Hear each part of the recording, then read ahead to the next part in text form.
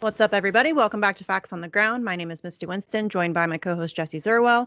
Today we have a friend of the show, an independent investigative journalist. He's the best political finance reporter in the business, and he's also part of the MCSC Network. So, Robbie Jaeger, welcome back, my friend. It's good to have you. Thanks, guys. Glad to be back. I wish it was under like a happier Better. story, something happier to talk about. But yeah, actually, we This got is. I bet this is going to kind of be like an episode of Bitch. kind of. It's just gonna be me bitching for most of Yeah, it because yeah, I I mean welcome it. this story has been a an experience to cover. You know what I mean? And the way that it's starting to wind down, at least for now. Yeah, man, it's been disappointing, to say the least. But I can't say that it's been totally unexpected either, because we're dealing with government bureaucracies, and we can only Very expect so rich much from them. people. They have lots of Especially power. when an issue gets absolutely no coverage and the politicians get absolutely no pressure. It should be no surprise when these government agencies do nothing. And that's exactly what happened here. Or it's the majority of the reason why I feel nothing happened here. But yeah, we can get Yes. into it. Yeah, let's talk about that aspect of it because it kind of pisses me off too because I deal with the same thing with Julian Assange stuff. I can't get anybody to talk about it. And it's fucking crazy because these are things like and especially with this with Colonial. Not that Assange is less important, but this is something that has been more what's widely like not accepted, but like Assange is kind of controversial and it's, people don't want to, be seen as supporting him because they've, all these smears and stuff. But most Right. people on the left, anyway, or people who proclaim to be on the left, care about environmental issues, right? Or at least they Right. pretend to. So I was really surprised when, like, we couldn't get, I mean, I tried tweeting at everybody and we couldn't get anybody to pick up the story other than a couple people. Lee Camp, Yep. Jimmy Dore, right? hmm Talked about it. Was who else? That was about Was that it? really it that I know of. That other than outside the network. And for those who are just catching up and wondering why I'm back so soon on the show, is because from the Colonial Pipeline spill that I've been covering, that was at last guess 1.2 million gallons and counting. Colonial has basically said earlier last week that they expected to cross that 1.2 million gallon threshold this week. So it's probably happening as we speak. That they or already happened. But yeah, so 1.2 million gallons at most, or at a glance, is the biggest in the last century. So the last 20 some odd years is the biggest pipeline spill on U.S. soil. Uh, the largest pipeline spill in history was 1991. It was 1.68 million gallons.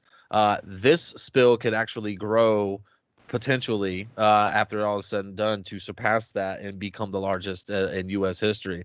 Um, last time you guys probably had me on, we were talking about the fact that we may never get actual estimates on the spill, because they've said that the technology that they would need to use in order to get an estimate would require them to stop the cleanup activities for weeks, possibly. And in that, even the technology they would use to give us an estimate would not even be accurate. At the very least, it'd be a 50-50 chance.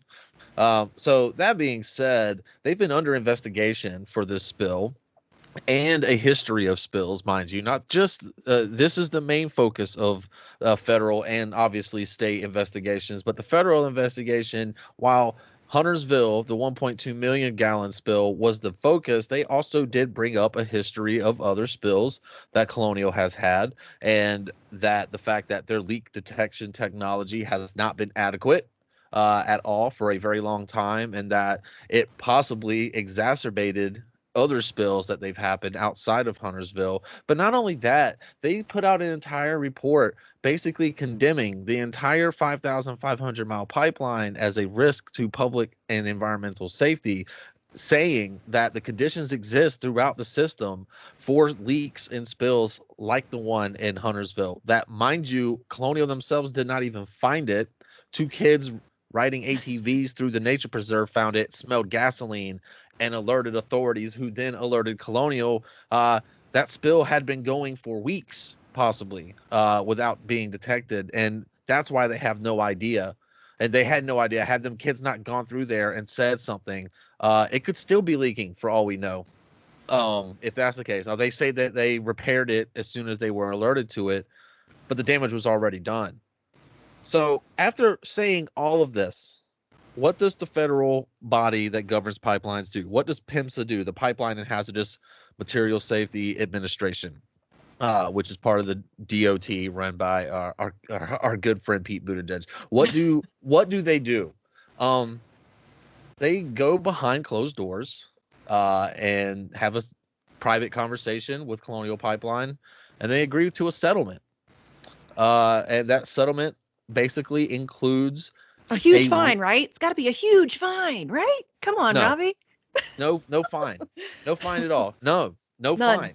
Um, None. the It's only thing unbelievable. that is required of Colonial Pipeline as part of this settlement uh, is there's a laundry list of things that they need to reevaluate. Corrective And measures, as you quoted. corrective measures is that's what they call it. They want to evaluate the effectiveness and capability of Colonial's leak detection system on the entirety of it, and then based on the findings of that evaluation, uh, determine corrective measures to improve the effectiveness of Colonial's leak. And it's that type of thing. We want you to do an evaluation on your leak detective system, give us the findings, and then we're going to submit these findings to a third party who will then give you suggestions on how to make your system better, and So then you have basically, to investigate correct it. yourself. Yes, Investigate yourself, and we'll we'll give you watch you. some tips and tricks on some Yep, things that maybe you can improve on. yep. And then all done. Yes, Problem solved. investigate yourself to find out what you already know. They Right. want it. Yep, they want it. They want the same. They want that kind of inspection or that kind of evaluation, for lack of a better word. They want that done on their leak detection. They want that done on their inspection methods, and they also want a full list of something called a Type A sleeve repair. And the reason that's relevant is because that type of repair was done at the site of the spill back in 2004. That's where the crack formed. Was at the site of a previous repair, and that's what it's called, was a Type A sleeve repair. They want to know everywhere along the entire pipeline that Colonial has made one of those repairs, because they could all be at risk uh, Right. to deformation. Um, so it And we sounds should like mention that all of these pipes, by the way, are over 40 years old. Like what yes, percentage of the whole pipe?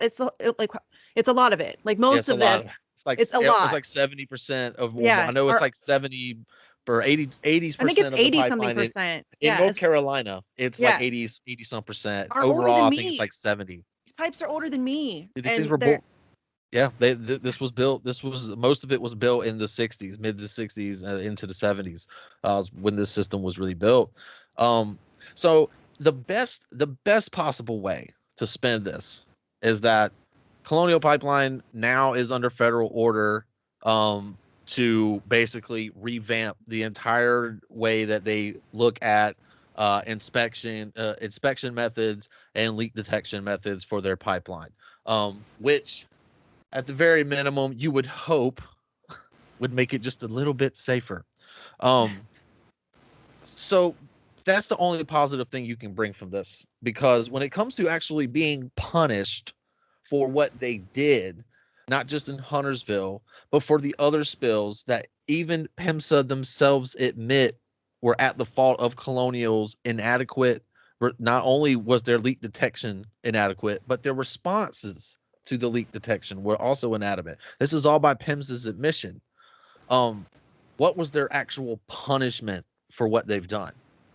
Absolutely nothing. As a matter of fact, they get rewarded with this settlement, with immunity from any kind of civil litigation, because of this settlement. And I'm going to read from it again a little bit here. If I can find what I'm actually looking for. You know, they are basically saying that this does not constitute, you know, a finding of guilt or innocence of any violation or non-violation. Like basically, PIMSA is saying we're not saying that Colonial broke any laws. We're not saying they didn't break any laws. It's like the fucking Mueller report mm-hmm. is what it sounds like, and it's also Colonial saying, "Hey, we're not admitting at fault and we're not denying fault, but just for the purposes of this agreement, we'll go along with your suggestions anyway." It's like an Um, Alfred plea, kind of, in a it's murder a trial. Basically, and this is how they got away with it, because now, because of this settlement, And because PIMSA themselves have declared Colonial neither guilty of any kind of violation, and Colonial has not given up guilt in any kind of situation, now if this were to ever go to court from the people that live in Huntersville, this is a huge blow to them because Yeah. it's almost like a big immunity waiver, right? Basically saying, hey, the government said we didn't do anything wrong here. And this Um, always happens. This happens with the pharmaceutical companies. I mean, like these huge ass yep. companies are constantly getting immunity for protection from their, past crimes, potential crimes, future crimes. Like they always have their ass covered. There's always this legal protection for them. And we But see we it don't ever get that. Right. And we see it abroad too with the case of Chevron in Ecuador, Hmm. which initially was punished financially, at least, for what they did to the environment there and the communities in that environment. And then, if I'm not mistaken, that punishment was essentially overturned. And that seems par for the course with these Hmm. sorts of environmental disasters. And I think we're seeing it here very clearly. And I wouldn't say on a lower level, but a domestic level. Yeah, and here's and look, the last the last little bit of this agreement, before I start really picking bones, is that and this is the part that not only the few legacy media outlets that have been reporting on this settlement, this is the part they've latched onto, but unfortunately, even the local outlets have been latching onto this part of the agreement and spinning it as their headline and spinning this as if the federal government actually did something to Colonial. And this is this part. Basically says here, this agreement, including all elements of the incorporated work plan, which is the evaluation process and all of that, right? Everything is going to be put into what they call a work plan. Um, this agreement, including all elements of the incorporated work plan, is subject to all enforcement authorities available to PIMSA under Statute 49 USC, and including administrative civil penalties of up to $200,000 a day per violation.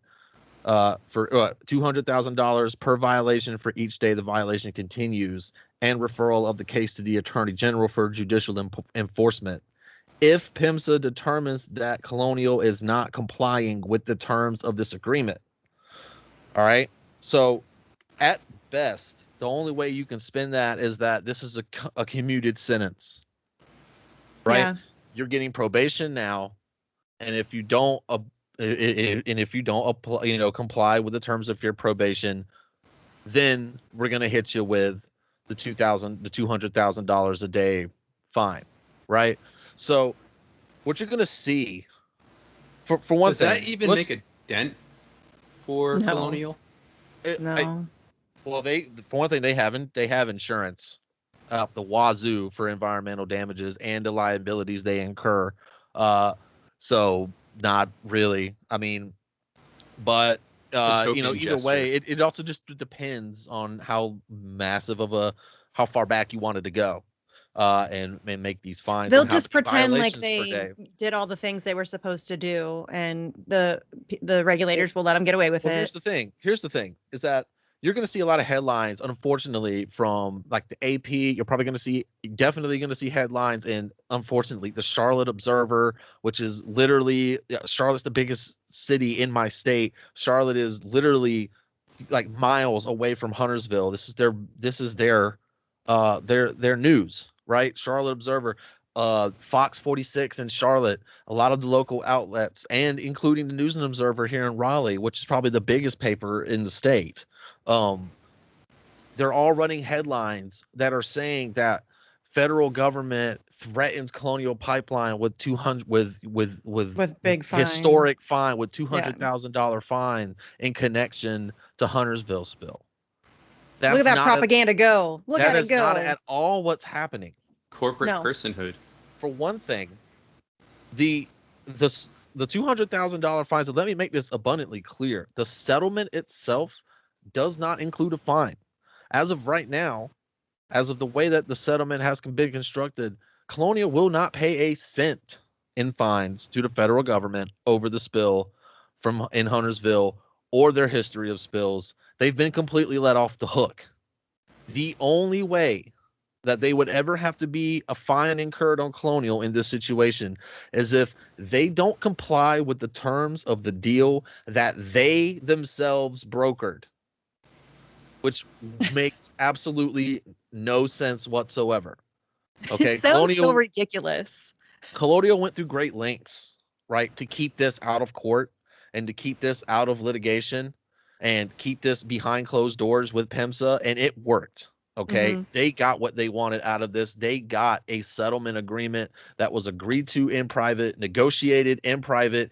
They didn't have to pay a fine. They didn't have to go before the DOJ's Environmental Crimes Division. The Attorney General never even had to see it on his desk. This is a win-win. Why on earth, if you're Colonial, would you then, after getting such a sweet ass deal, turn around and just fuck it up? And it's obvious that PIMSA demands the bare minimum anyway, so this shouldn't be too hard of a thing to comply with, because you're going to get massive time frames, 90, 120 days, just to get a form filed. And then if you can't do it, you just ask for an extension. PIMSA will probably give you another 90 to 120 days. The process which PIMSA is asking of Colonial is going to take years. Yeah. Right. Well, and even just figuring out the spill too. They've asked for like what is it called, an indefinite extension or something? Yeah. Just to figure out how much they spilled this time. So here's the thing that's okay. This is something that it was kind of a hard pill for me to swallow, because I've been following the story so tight, and we've been awaiting. Like again, first it was 63,000 or 60,000 gallons. Then it was 272,000 gallons a couple of months later. A couple of months later, it jumped up to 1.2 million gallons. And then a couple of months later, now they're saying they don't even know. And we may never, and they're also saying we don't know if we'll ever know. And even if we did guess, it probably won't be accurate anyway. So we're not even going to bother to try. So the only way we're ever going to really know how much oil or how much gasoline spilled in that nature preserve is literally years from now, whenever it gets to the point where Colonial Pipeline no longer has to file any kind of monthly reports with either the state or the federal government, where they have to report monthly how much they've recovered out of the ground at this point. So that's the only way we're tracking totals now, right? Is month to month. That's crazy. That's the only way we'll know. That's the only way we're gonna know. So from month to month, we'll get a new report, usually with the state regulators here in North Carolina, and I'll get an updated total on how much gas that they've brought out of the earth year to date, or from the incident to date. And that's the only way we're going to know about that. But Colonial Pipeline is not in any danger. And look, this is so fucking crazy, guys. Like, you would think that, I mean, I don't understand why spin the story that way. That is not an accurate depiction of the story at all. And you said even like some smaller, like independent, did you say independent media was doing that too? Because that would be local media. I get, because locals still own. I mean, we've all seen the Sinclair tape where they all have the same script. So I get the local part. They just pick up whatever the AP says. And most local newspapers and news stations have either been shut down or they don't have very much staff or whatever. And they all share with each other. Yes. Because there's a guy who writes for the Columbus Dispatch, and his stories are shared by NBC, ABC, and CBS, all three of the local channels. They all just take his articles and print them. And that's what happened in the local sphere with this story, is that somebody wrote an article basically saying that, again, the headline was Colonial threatened with historic fine in connection with Huntersville spill, right? That was the headline, and that got picked up by, I think it was originally written in the Charlotte Observer, whose sister paper is the News and Observer, so it runs in that. It's going to get picked up by the AP because they're members, and then you're going to get that story reprinted in all of the local channels, so the Fox affiliate down there, the NBC affiliate down there, so on and so forth. It's a problem. And so now everybody is seeing the same story, sitting here getting the same headline. And we all know, guys, I mean, especially me as somebody that writes for a living, or not for a living. I wish I did it for a living. I wish I could. Maybe one day. But for somebody that writes like I do, I understand that a lot of times people aren't really looking past the headline. Right. That's why they're so important. Like, they have That's what I wanted to ask you about the community impact and their feedback, so to speak. Right. I just, when you're putting that message out, people in the area that are most affected by this spill are getting brainwashed or hit with this propaganda, or this is not even so. It's either just an irresponsible misunderstanding of the entire situation or it's intentional spin. But either way, it's misinformation to the people that need the most accurate information, and they need to know that their government did not do anything for them. Yeah. They did not. Colonial was not being threatened by anything. Colonial got away with everything scot free, and they got immunity from lawsuits. Even in, like, they came out ahead, in Yeah. my opinion.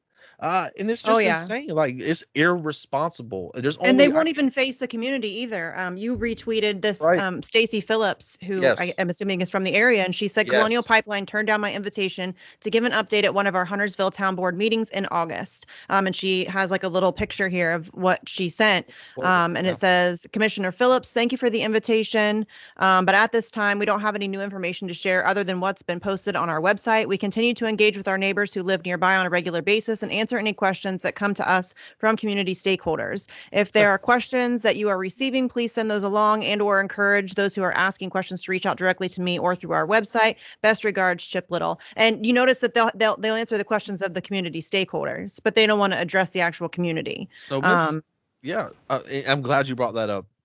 The wonderful Stacy Phillips, she's one of the town commissioners in Huntersville. She's actually on the town board of the town where this occurred, and she can't get Colonial Pipeline to even send a representative down to one of their town meetings, which are held bi-monthly. I'm sorry, bi-weekly, which are basically, and they can't get they haven't had a representative from Colonial come down to Huntersville in months. Because in this we have no new information to share. How do you know? You haven't heard our questions yet. Right. Yeah. People deserve to be able to ask questions in that situation. And you want to refer somebody that lives in rural North Carolina who just has a simple question to ask. You want to refer them to the email of to $1 billion pipeline company's PR director so he can answer the Send him a question form for letter. you. He can listen, and he can either no comment you or take as much time as he wants to formulate the biggest bullshit answer he can possibly think of and then send it back to you. That's just cowardice. It's total cowardice. And the people of Huntersville deserve better. And because of, look, shout out to a great reporter named Lisa Sorg. She works for NC Policy Watch. She's literally, other than myself, like, she's been on the story since day one, and she's gotten it right the whole time. Right? She hasn't spun it, and she had the same takeaway that I had from this settlement. It's a huge loss for the peoples of Huntersville. It's a huge loss in general, and that her headline was the same as mine. Does this settlement helps Colonial avoid fines and litigation? That is exactly what this does. It gets them off. They're off the hook now. And other than that, seeing this, just outbreak of just misinformation. Now this story, people are going to see the headline. Oh, Colonial's getting played hardball with the federal government. I guess this case is closed. And they're going to sweep this thing under the rug, and they're going to move on like this never happened, even though they've been acting like it's never happened this whole time. But now they're going to see this and really move on like it never happened, thinking justice has been served. Colonial's never going to pay a cent, and it's just going to go on to be business as usual. The only silver lining is that maybe Colonial makes some bare minimum safety improvements when they should be setting the standard for pipeline safety. You are the biggest pipeline in the country. You supply 45% of the East Coast fuel. We just saw what happens when you shut down. What I've been saying for months, why you can't shut it down. We saw why, right? With the hack, right? And so if that's the case, Those Russians. Colonial Pipeline should be setting the fucking gold standard for pipeline safety. But for some reason, nobody cares. PEMSA doesn't care. Obviously, they don't even care enough to, assess a fine or anything. So Yeah. You Well, and know, like you've so eloquently said many times, this isn't even just about Colonial. This is like best case scenario. I mean, and that's terrible, but like it was in a nature preserve. It didn't like destroy a bunch of, drinking water or true, whatever. And there are true. other pipelines that are in places that where that is absolutely going to be the case. Hmm. And so when we let Colonial off this time, because it's not, drinking water or farmland or whatever that Right. would be catastrophic, we're just making it easier for the next time to happen, and that could be the catastrophic one. Hmm. And I think Yeah. that a lot of people are not thinking about that at all. That I mean, because you've said like it's not big and sexy. It's not like some giant oil spill out in the middle of the ocean that everybody can gawk at and like It's not check like on the every day portal on to the hell. news. Yeah. Yeah. And I Um, mean, as far as the media goes, it's even though it would be a sexier story to cover what's actually happening, it's easier to spin it the way they've been spinning it, because to cover what's actually been happening would require what you've been doing and the few other journalists you've mentioned, which involves a lot of work, a lot of research, a lot of document requests, etc. And that not only speaks to utter disgusting ignorance on their part, but also the state of the press and how little they're willing to do to get to the root of right. what's happening in any given CNN situation. has endless resources. MSNBC has endless resources. Fox News has endless resources. Like they could cover these stories absolutely. 100%. They have Yeah. huge newsrooms Point filled with being, aides and all kinds of stuff. point being that they're complicit with Mm-hmm. Colonial in what's happening. Absolutely. I mean, here. 100%. I mean, look. We literally beg people to cover this. Yeah, we Literally. did. Okay. Yeah.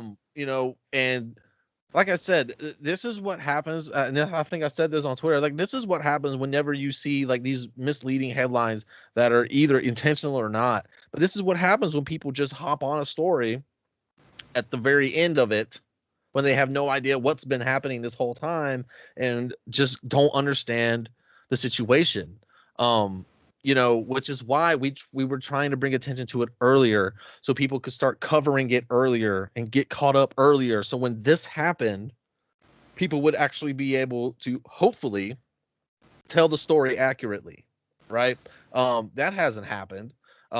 We reached out to Bill McKibben. You did specifically, Misty. Reached out, and I'm going to call Sure him out for did. sure now. I'm calling them Yeah. all out because it's all over now, right? There's only one. There's only one shoe left to drop. That's the state investigation. I was told by me and Miss Lisa Sorg were both told by a state senator that we have here, named is Natasha Marcus, that, and obviously we already knew that federal investigation, their findings have nothing to do with what the state's doing, but that she expects the state to take a harder approach. All right, that was her words. I mean, and I've retweeted her actual statement. It's on my wall if you guys want to go read it. And I I have am your wall pulled paraphrasing. up. I am paraphrasing that. You might have to scroll down a little bit and find it. But yes, from State Senator Natasha Marcus. Um, other than that, it's over now. So yeah, now it's time to basically air the grievances, right? What So exactly did she say in response? I mean, Or you Hold can on, I'm paraphrase looking it. for it. I'm gonna try to pull it. I'm sorry. It just crossed my mind, so I No, wasn't no, no, no. I had your page pulled up because I prepared to wanted to quote talk it. about Stacey Phillips, but I'm just trying to find. I gotta grow that. Yeah, it might be a little bit Yeah, I'm in scrolling, there. but There we go. I got it I'm right here. I've got it. okay. This was in Oh, there response it is. to, yep, it says important to note, referencing the federal investigation. This has no bearing on what North Carolina Department of Environmental Quality will do.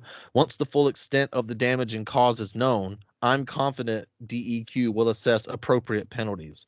The state has its own oversight of the disaster, independent of the federal agency. But here's the thing, and my only qualms with this statement is that it's, well, two qualms. One is that if I'm a lawyer, I'm gonna sit here and say, well, that's mighty presumptive of you to Yeah. just assume that this agency is going to do something.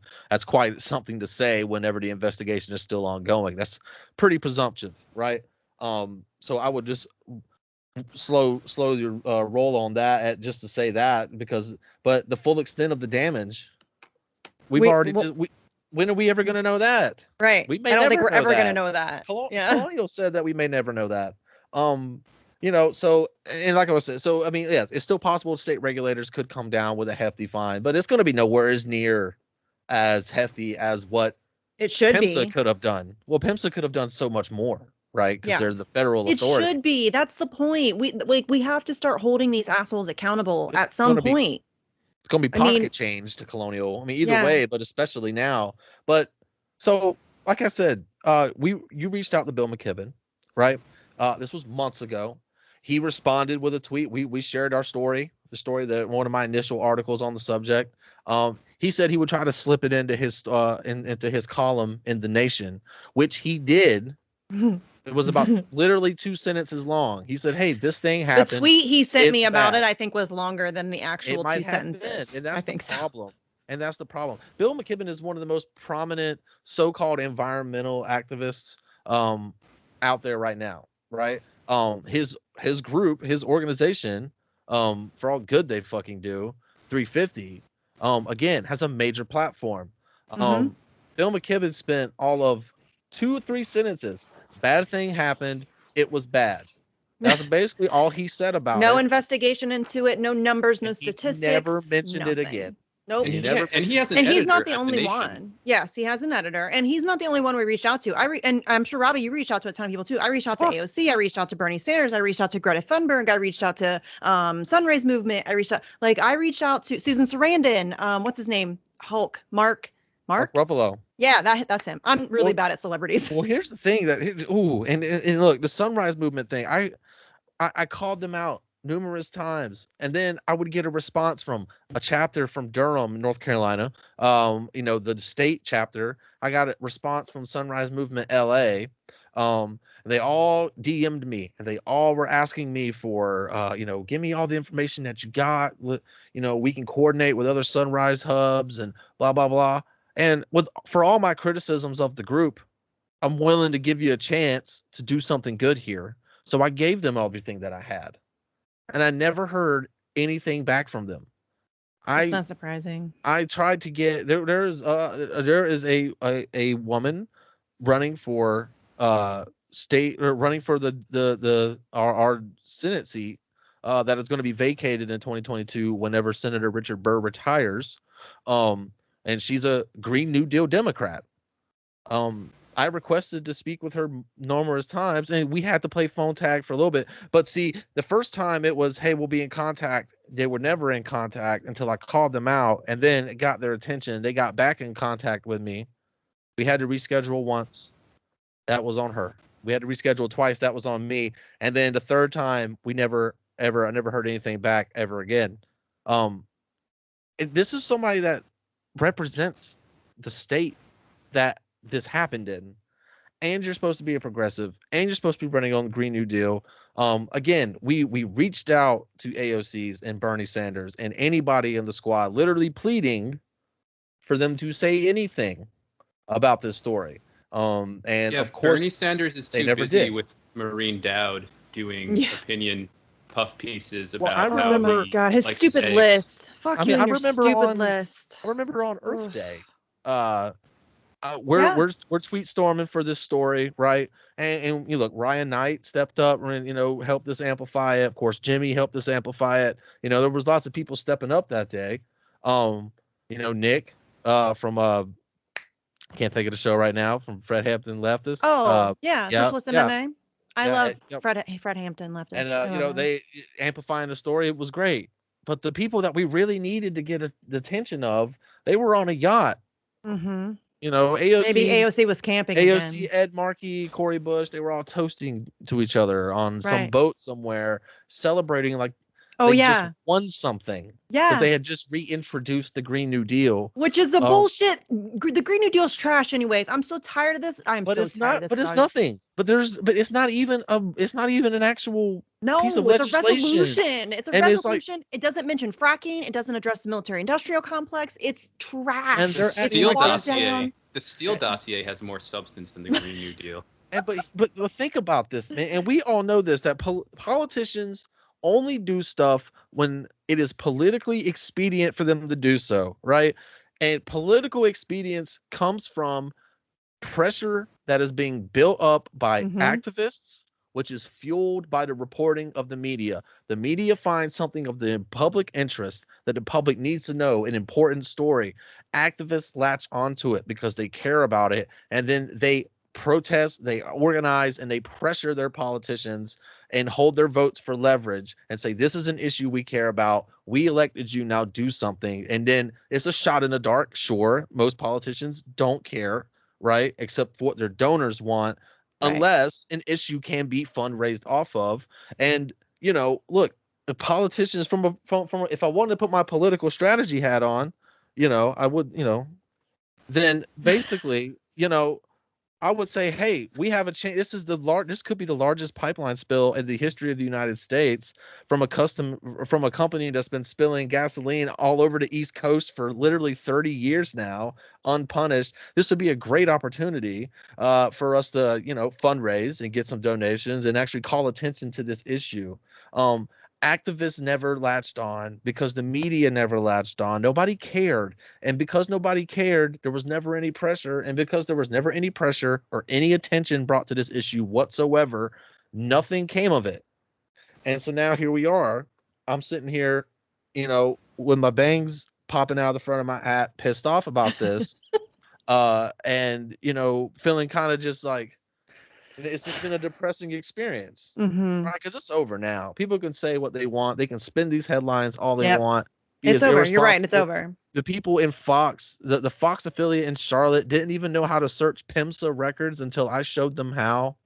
And now here they are misinterpreting everything and pushing this same bullshit headline. Propaganda. And I don't I'm telling understand you, what's y'all, this is gained how from that. propaganda works. This is what we're up against. And this is why I'm going to take it off topic a little bit, but this is why free press is so important. That's why narrative control is so important, because it affects literally, Robbie's learning this. We're all learning this right now here together. It affects literally everything, because this is what happens. That headline will go in every, major and local outlet. And that's just what they'll push. And all of them are owned by the same people. All of our media is owned by like 5 or 6 companies. And that's what you get. This is what we get. And then people have no idea what's happening. They don't know the truth. And now we see exactly, this is a prime example of what I've been trying to explain to people of how this impacts everything else. Everything. Literally, if you want healthcare, it affects that. If you want education, it's going to affect that. If you want, a better environment and clean water, it's going to affect that. Like, we have to deal with the narrative control aspect of what's happening to us. This is why independent media is so important, for sure. Yeah. And well before Biden, we were being bombarded with the miracle of natural gas and fracking. And now that Biden's in office, it's basically open season to push these resources, whether they're safe or not, and just clear the way for these businesses to provide, if that's what you want to call these resources, regardless of how safe they are in doing so. And now that the Supreme Court has ruled that corporations themselves can enforce eminent domain over private land and state land if they want to clear a way for a pipeline, and this is with regard to the Penn East pipeline, right? They're allowed to do so. That's now enshrined by the Supreme Court. And that is, I think, that feeds into what we're seeing with Colonial and why they're not being held responsible. And to piggyback onto that, Robbie, I wanted to ask you, because you said shortly before that you think this is over, but do you think there could be a point of critical mass where the spill gets so bad that both the environment and the people living within that environment or nearby start to suffer physically, financially? No. And then real attention starts being put on what's happening? Well, here's where we stand on all that. So initially, Colonial bought 3 families out of their homes. Mm-hmm. A lot of other people had been offered, oh gosh, like, I need to look it up. Okay, I don't want to take too much time to do it. There is something that Colonial was offering about their water. It was like, switch to city water for X amount of money a month. I don't know. It's something that worth, gosh, so you said that there have been impacts, right? Monetary impacts. The Department of Environmental Quality in North Carolina has not found any kind of petroleum linked products in any of the drinking water in the area. So that's a good sign, right? And quite honestly, if they haven't found anything by now, it's unlikely that they will, right? So as far as the damage being done. I think the damage has been done. Um, the only and this goes into what we always talk about when it's not a sexy story, right? Yeah. It didn't contaminate a bunch of drinking water. It didn't catch fire in a portal of hell style spectacle like we just saw in the Gulf. Um, there's no footage like that. There's no footage even like what we saw in the Bay with the Chevron facility. That was only 600 gallons, by the way, Right. floating in that water. Just imagine 1.2 million, what that looks like. Right. There's no indigenous land dispute either associated with this. Um, the only thing that I can say is that it happened on a nature preserve with at least one endangered species on it, or maybe not. It's either endangered or protected species. The Carolina red darter, I believe, is the name of the bird that lives there. So I mean, yeah, that's it. All right, it happened in a rural area, and luckily nobody got their water poisoned, and it's Yeah, just I think there's this one not is mass over. protests. Yeah, this one For is all over, but intents and it's not about purposes, this one. It's about the next one. Like I said earlier, we're not going to punish Colonial on this one, which makes it easier for there to be a next time, and the next time it might be, um, you well, know, it is for all intents and purposes. I say it's over because yeah, the federal government has. I mean, you've signed the agreement. You signed a contract. You made the settlement. You got the plea deal, right? That's pretty much it. There's really not much to go after that. I mean, once the ink is dry, you know, a contract is a contract. There's really not much that either party can do to get out of it unless one of the parties don't, unless Colonial just doesn't hold up their end of the bargain. But again, they're probably the ones that formulated most of the bargain to begin with. So I just don't see that happening. yeah, Um, Again, there is a chance of some kind of fine coming from the state regulators. There's a chance that they could get dragged in front of the state attorney general, if they really wanted to, but Colonial has, I'm sure, zero fear of any of that. um so in all intents and purposes, yeah, I mean, there's one more shoe to drop. State regulators, we got to find out what they're going to do, but we don't know when that's going to be. It could be tomorrow, it could be a year from now. And but for me, it's not quite over. So starting tomorrow, I'm going to be filing a massive FOIA request for all communications between PIMSA and Colonial Pipeline, including emails and virtual calls or transcripts of the virtual calls, if the actual recordings are not available. So that might take a while to actually get a response from, or because they're going to probably go back, and even if they do give me the response that I want, which they should, they're going to have to go through and redact a bunch of stuff, I'm sure. But this is far from over for me because now I'm pissed. So now I'm going to have to find out what happened.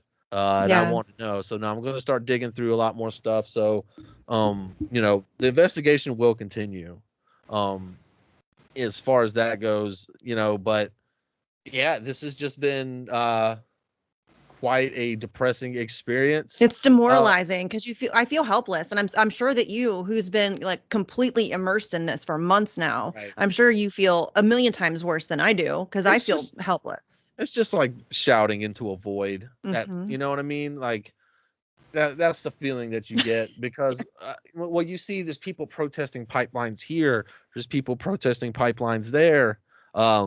There's one actually actively killing us right now, and nobody gives a fuck about it.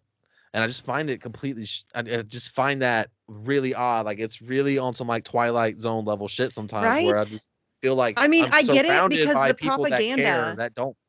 Right, but the propaganda really is extremely pervasive, and people just don't have the time. They just don't have the time. Like even if somebody hears about it on the news, you have to actually dig to find information on this kind of stuff because the propaganda is so intense. And like they don't have to propagandize just with the things that they tell you. It's the things they omit too.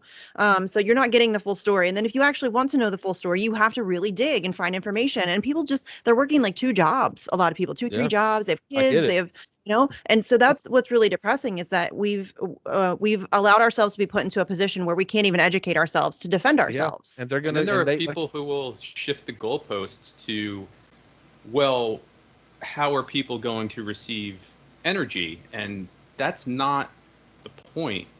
were Colonial to be somehow replaced, which it's obviously not going to be, that's not the point. The point is that this spill is happening and continuing, and there's literally next to zero coverage of it besides what and Robbie's no been doing. accountability. Right. And it's Yeah. part of that strategy of kicking the can down the road. And now the can's been kicked so far that it can't be kicked any farther.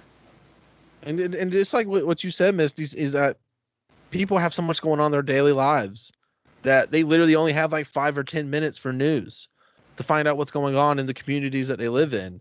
So whenever their local news outlets are giving massively misleading headlines like the ones they're giving in regard to this spill, knowing that a lot of people don't have time to read past it, as unfortunate as that is. I mean, we just have to live in the real world here, right? And we know that, you know, I might have an article that gets like 500 retweets, but like 200 reads. Okay, and I know this for a fact. I can, you know, and a lot of people will also probably tell you the same thing. And that's okay. That's why we try to make the headline flashy, but it's more not supposed to be okay, informative. but it's not. I don't blame the people. Like Right. we're forced into that position where we don't have time. Like that's an intentional thing. They don't want you to have time to educate yourself because then you can defend yourself, And so and they there's don't two want schools that. of thought. Do you make the headline catchy, grabby, or Or do you try to flashy? educate? Or do you try to squeeze in as much information into it as you can because you know that they're not going to read past it?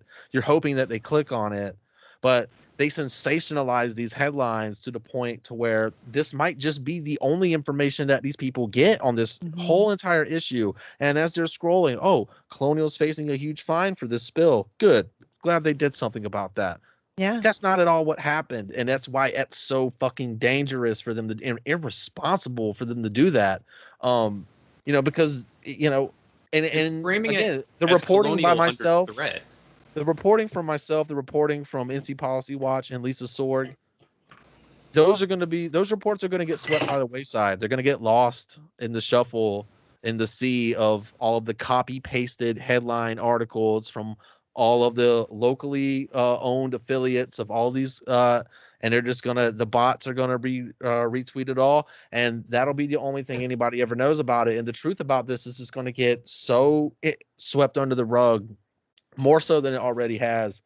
I'm thinking like I'm trying to put another project of some sort together. Like I want to make like a documentary or something about it, and I'm Do like it. I don't want to monetize it. I don't want to do anything like that, right? I'm not trying to make money off of this. That's not the intention. Like I'll fund it myself. I don't really care. You know, I just need a camera and a computer, which I already have, right? So I mean, but I want to find a way to make this story somehow interesting enough for people who actually want to give a fuck about it. You know, that's the goal I have, right? I need, you know, it might be too little too late at this point, right? But maybe even in its epilogue, you know, this story can maybe still push some kind of constructive discussion on how not only do we need pipeline regulation reform from the top down, Right. but also about, you know, how media coverage and activism do play a part in the results. There's a reason, God, there is a reason why Keystone XL does not exist anymore. Okay, and look, activism doesn't always work, but because Keystone wasn't the XL wasn't operational at all. Keystone still exists because it's still, I mean, it was always in operation, but the XL offshoot was a planned expansion that never got off the ground. It was very easy and politically expedient for Biden to shut that down. Look, DAPL protesters, you're in the right place, but you've already, and I hate telling people to give up, and I don't want to like sound defeatist, but DAPL's been constructed and it's operational. Biden's already said he's not shutting it down. It's not going anywhere, right? But you're fighting for the wrong thing now. All right. You lost that battle. DAPL is constructed. DAPL is operational. That battle's lost. So now, yes, protest line 3. try to prevent that. Even though the Biden administration has already sided with Enbridge in that case as well. So Line 3 will go ahead eventually, the same way DAPL did. Um, but once you lose the battle of construction, now you have to fight the battle of, can we just please make this thing as safe as possible? I Yeah. mean, you have to. There's got to be some kind of something to be said for just living in reality. You can put your heart and soul into a movement or a protest. Put your body on the line like the people did at Standing Rock, like they're doing now for Line 3. Um, you know, it's commendable. It's something that we need to be doing, and I don't want to take anything away from it. But in the event that the government does swat you down and move forward or move over you, you have to realign your goals. Refocus. Yeah, And and that's not to regroup. say, like, I don't think Robbie's saying that, if Eventually, you will there's win. a, You right. can Yeah. win eventually. And that doesn't mean you can't still protest to shut DAPL down at some point. You can do that still. But let's also try to make it safe. It's there. You Yes. might as well fight for stricter regulations and all of that stuff. I think you like learn to multitask. Yes, you want to get it shut down. We want to switch away from these kinds of from this kind of energy. Obviously, I think that anybody who Right. cares about the environment and the planet thinks that that's a good idea. And- But we have to be realistic too. And I just wanted to add on to that really quickly is that, again, you get defeated on construction. Now you have to work on, let's make this safe. But again, the government dealt a huge blow to activists in this regard here with this. Again, this settlement cannot be understated how damaging it is, because now PEMSA had a unique position to where they could have set a precedent. They could have set a precedent and came down with a landmark fine on Colonial Pipeline, retroactive to the day that the spill was discovered. That's $200,000 per day per violation since August 14th of 2020. Think about that. That's a huge fine, right? You could have brought that down on Colonial Pipeline and basically sent a message to Enbridge, to TransCanada, to Kinder Morgan, to Chevron, Exxon, Coke, anybody in this country that operates an oil and gas pipeline. You could have sent that message and said, you see what we just did to Colonial? We did that to them because they've been trying to do business in our country in the wrong way. And we're not going to tolerate you guys doing business in our country this way. If you want to do business this way, this is what's going to happen to you, right? The only time you guys give a fuck about anything is when we play with your money. So we're going to play with your money. If you're going to if you want to work, you want to do your business the way Colonial did their business, we're going to do what we did to Colonial or worse, right? That could have, just that alone, that move by the government sets a huge precedent, and it puts all the other pipeline companies in the country on their P's and Q's. We better get focused, right? We better really start taking this safety shit seriously, because we're going to get hit with some truly historic fines. And not everybody has the Cokes backing them, right? Some of these smaller pipeline companies may not be able to actually stomach a fine like that. So keep that in mind, is that it would have had at least some kind of effect, but instead of choosing to do that and flex their muscle, which they have muscle to flex, but instead of doing that, they basically sent the message to every other pipeline company in the country that basically said, yeah, you can fuck up as much as you want. We're just going to give you basically the equivalent of extra homework and just turn it in on time. Some extra spelling words. And you'll be, yes, and that doesn't do anything. So again, it takes the wins out of the few activist sales that, the few activists that are actively trying to get this type of reform pushed through. It's that settlement with PEMSA has ramifications that really just aren't being even explored yet, because it's so damaging. That's what happens when your government is bought. Our government's bought. Like Colonial owns our government. Like that's essentially what it boils down to. I hope people can realize now how powerful Colonial Pipeline really is, from the hack to the spill. and everything in between, like realize the power they have, because We're under it's complete insane. corporate capture in this country. We genuinely are. I mean, I know that we talk about that a lot, but we're under complete corporate capture. We don't have a government. Our government is, places like Colonial and Facebook and Google and Apple and all of these corporations control everything. All of their lobbyists and their money. That's who writes the laws. That's who rigs the system. And we just continue to let them, like, this is another prime example. Investigate yourself and it'll be, bygones, no problem. No harm, no foul. Yeah, no biggie. Yeah, and It's fine. there's a trickle down effect, no pun intended, to smaller pipeline operations getting away essentially with the murder that Colonial's been getting away with. I mentioned Penn East earlier. I don't want to harp on that because we're focusing on Colonial, but for the Supreme Court, the real Supreme Court, the highest Supreme Court, to decide that corporations don't even have to go through the government anymore, pipeline corporations in specific, no matter what their size. Penn East is only a little over 100 miles long. Right. For the Supreme Court to enshrine in law that that corporation can decide it wants to take whatever land it says it needs to build its pipeline or facilitate its operations, that, I mean, I would say that's more than a trickle down effect. And, Absolutely. And it's this stuff all is going to have precedent. like it sets a precedent. You're that, right. But that precedent. But again, that's what makes and you mentioned Penn East, and again, the Biden DOJ has been 100% behind every other pipeline company except for Keystone since he's been in office. Just make that clear. But again, the landmark fine, the hard put your foot down stance that PIMSA could have taken on Colonial. You think a smaller company like Penn East, they see that fine that Colonial could have gotten, had PIMSA acted to do so, and been like, we can't afford that, right? We better make sure whatever the fuck we're doing is 100% A1, right? Because that Colonial, again, $1.3 billion in revenue in 2020, they've got insurance out the wazoo. They're backed by the Cokes. They're backed by Royal Dutch Shell, right? They're good, right? They're good. Penn East, not the same. 100-mile pipeline, a multi $100 million fine Would destroy them, because that's how far this fine could have gone. PIMSA could have come out and said, you know what, I'm not buying your bullshit, right? I'm gonna count you for 1, 2, 3, however many violations that we say you violated. Let's just say 4, and I'm gonna violate you every fucking day since the day of your spill.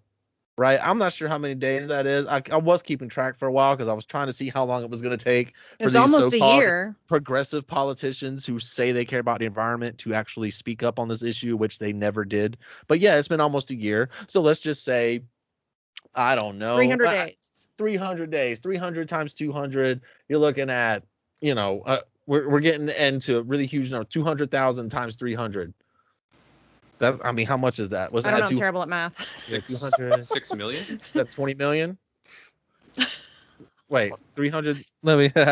Yeah, I'm really bad at math. This Numbers is what make my happens brain when I freeze. work all day and I can't do math in my head either. 200. Numbers legitimately make my brain freeze. Times 4, because we're doing 4. What's to say you did 4 violations on them? That's $800,000 a day times 300 days.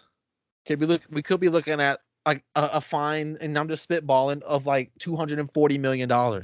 Yeah, that seems reasonable to me. To me, that seems like what it should be. Very least. That should be the very least. And right? that's like in addition to like a whole bunch of like, we're going to babysit you for the next 2 years. We're going to come in and do regular, like, unannounced checks. We're going to, you know what I'm saying? Like, you should be on your best behavior. Like that's where our regulation should be. And there was actually a great piece in Sputnik a couple of months ago. Did Morgan write it? I'm not sure. Morgan, I can't. Morgan wrote about it, so it might have been.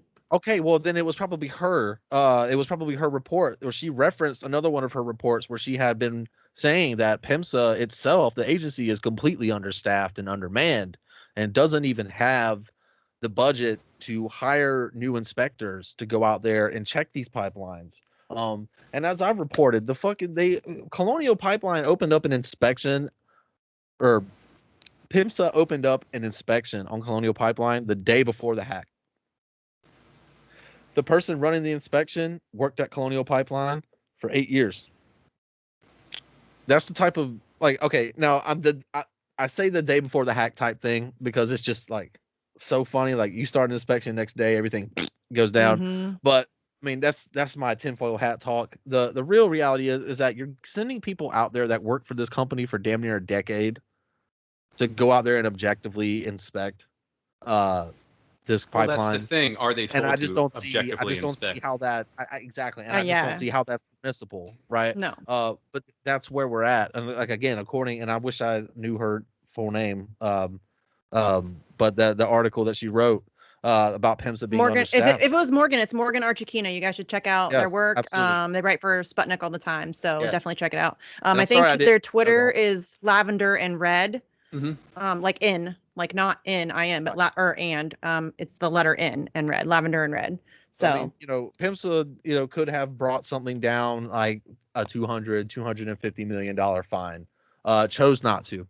And a Colonial will never pay, and no other pipeline company in the country has any kind of fear of PIMSA whatsoever. So yeah, this has just been a sad turn of events for not only the people in Huntersville who, you know, they just want answers, right? They're mhm. not all buying the narrative that their water is okay. They're scared. I mean, look, They they're should getting be. they're getting the information from local regulators saying that hey, your water is fine. They But also people told that don't. to Flint. But Right. people don't. But people don't exactly, and people don't trust their government, They shouldn't. and so they're all just they just want some transparency. They want to know exactly what happened, and just the fact that Colonial it won't tell them or is saying that they don't know. Um, they're living. It's a very unhealthy environment in that area when it comes to this spill. And they've just been at best an afterthought, but if nothing else, just almost totally forgotten about. And now they're never gonna get their full amount of justice that they could have. I mean, nothing's gonna repair the environment, but there could have been some accountability, and it's just Yeah. not gonna happen. And there should have been, and it's really unfortunate. But I know you have to go. I don't want to keep you too long. But everybody, Robbie does also have his new Substack, which is called Politify. It's excellent. Every week he puts out. It's like kind of I don't want to call it like newslettery, but kind of No, because he it does a is. multitude of stories. It is a Like this newsletter. week he really dove into Paul Ryan and his think tank and how much money they ran, or how much money they raised. He does stuff on Nina Turner and Chantel Brown's race in this week's edition. So definitely go check that out. Robbie, do you want to tell everybody where they can find that and where they can find you on Twitter? Sure, yeah. So Politify definitely is newslettery, right? But it is I didn't know if that would be offensive. I was like, so the way it's set up is I try to do a longer form article. Is that I wanted to start it to find a place in as a campaign finance reporter. I come across information all the time that seems like it should be less than a full article but more than a tweet. So I wanted to create a space for those types of stories. So a lot of campaign finance stories in there. I like to do kind of a longer rundown if I have one. But I'm going to do a bunch of little shorter segments on the campaign finance, political finance, nonprofit, industrial complex type stuff going on, dark money, a lot of dark money coverage because that's just like what fascinates me. I try to do a rundown on all the biggest lobbying news and all of the major stock trades made by our executive branch officials and senators and representatives. So if any of that stuff sounds interesting to you, then I encourage you to at least give my Substack a try. It's Jaeger.substack.com. The name of the newsletter is Politify, and it is weekly for now. I've been busting my ass. I've got put behind by 4th of July, and then this Colonial stuff. So now I'm like trying to catch up. I've got like a shit ton of writing to do just to get this thing out by like Tuesday, but I want it to come out on Sundays. So like I'm trying to. I mean, you'll it's work it new. out. I'm You'll trying work to it out. get it It's all worked new. out. Yeah. You'll But figure out a schedule and a system and you'll fall into a definitely groove. Yeah. Jaeger.substack.com. That's the newsletter. Feel free to support me if that's something that sounds interesting to you. Definitely follow me on Twitter, though, RobLetoFire. That's where I do a lot of my breaking news, quite honestly. If you don't want to subscribe to the newsletter, you can probably get almost all of that stuff, at least in a brief form, on my Twitter because information is like money. It's like burns a hole in my pocket, and I have to get rid of it as soon as I get it. So that's why you'll see me at like 12, 1 o'clock in the morning breaking never shit sleeps. that nobody retweets because everybody's asleep. Right. But yeah, so Twitter, Rob Lit of Fire, the Substack. You can catch me on Rockfin, also at Rob Lit of Fire. Just crossed 10. Just crossed 10K. Woo, woo. Which so again, thanks for all the support I've been getting from everybody, especially you two. You guys have helped me out a lot.